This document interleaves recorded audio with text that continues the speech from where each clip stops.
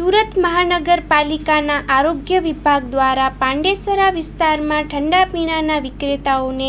ત્યાં દરોડાની કાર્યવાહી હાથ ધરી। સુરત મહાનગરપાલિકાના આરોગ્ય વિભાગ દ્વારા પાંડેસરા વિસ્તારમાં ઠંડા પીણાના વિક્રેતાઓને ત્યાં દરોડાની કાર્યવાહી હાથ ધરવામાં આવી છે। અહેવાલ માં ન્યૂઝ સુનિલ ગાંજાવાલા, સુરત। અત્યારે અમારા સાઉથ ઝોન ઉધનાના નાયબ આરોગ્ય અધિકારી શ્રી કિંજલ પટેલ સાહેબના આદેશ અનુસાર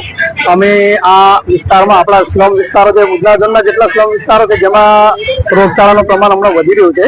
ત્યાં એક ઝુંબેશ હાથ ધરીએ છીએ, જેમાં અમારી એક ટીમ બનાવવામાં આવેલ છે અને ટીમ દ્વારા જે આવા વિસ્તારો છે ત્યાં કોઈ પણ અખાદ્ય વસ્તુ જેવી કે ઠંડા પીણા છે, કોલ્ડ ડ્રિંક્સ, ચા, મતલબમાં જે પેલા પેપ્સી જો બાળકો લે છે, અત્યારે ગરમીના કારણે આવું બધું લોકો વધારે પીવાનું પસંદ કરે છે, ઠંડા પીણા કે આ પેપ્સીઓ, કે તેને અમે જગ્યા પર જ જઈને જે તે દુકાન પર સંસ્થા પર ચેક કરીને જો મળતું હોય આવી વસ્તુ જમા લઈએ, જે અખાદ્ય જે ખરાબ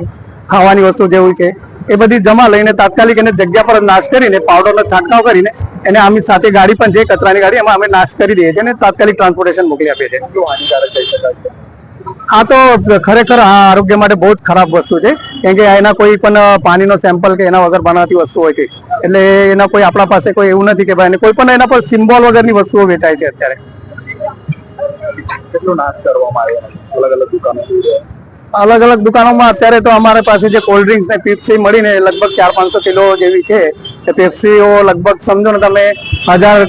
નંગ જેવી હશે, બે દુકાનો મળીને અમારે અત્યારે મળી છે ને તેને અમે અત્યારે તાત્કાલિક નાશ કરેલ છે।